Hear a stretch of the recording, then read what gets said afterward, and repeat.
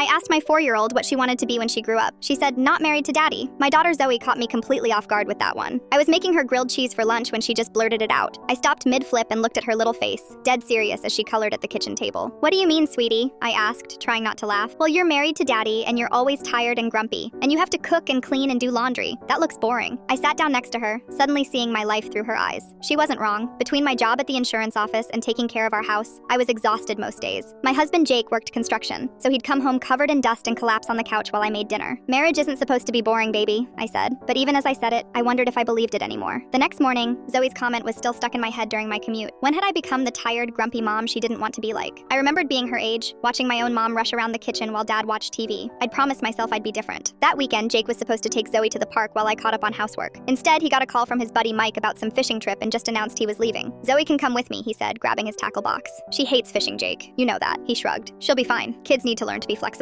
I watched him load up his truck while Zoe stood by the window looking disappointed. She'd been looking forward to the playground all week. That's when something clicked. I grabbed my keys. Get in the car, Zoe. We're going to have an adventure. Her face lit up. Where are we going? Wherever you want. We spent the whole day doing whatever made her happy. First the park, then ice cream, then the pet store to look at puppies. At the bookstore, she picked out 3 books and I didn't say no to any of them. We had dinner at that kid-friendly pizza place with the terrible animatronic band she loved. When we got home, Jake was already back, beer in hand, asking what was for dinner. We already ate, I said. He looked confused. Well, what am I supposed to eat? There's sandwich stuff in the fridge. You'll figure it out. The next week, I started making changes. Small ones at first. I stopped doing Jake's laundry. He was a grown man who could learn to use a washing machine. I quit cooking elaborate dinners every night and started making simple stuff or ordering takeout when I was tired. When Jake complained, I told him the same thing he always told me. You'll be flexible. The biggest change was with Zoe. Instead of rushing through bedtime to get back to housework, I started really listening to her stories about preschool, her imaginary friend named Rainbow, and her theories about why dogs can't talk. 3 weeks later, she was coloring again at the kitchen table when I asked, what do you want to be when you grow up now? She looked up with crayon-stained fingers and said, a mom, but the fun kind like you. Jake overheard from the living room. Since when are you the fun kind? Zoe piped up without missing a beat. Since she stopped being married to you in her brain. I nearly spit out my coffee. What does that mean? You don't do everything for daddy anymore. Now you do fun stuff with me instead. That night, Jake and I had our first real conversation in months. He admitted he'd gotten lazy, assuming I'd always handle everything. I told him I wanted a partner, not another child to take care of. It took time, but we figured out how to split things better. More importantly, I learned that being a mom didn't mean disappearing into just cleaning and cooking.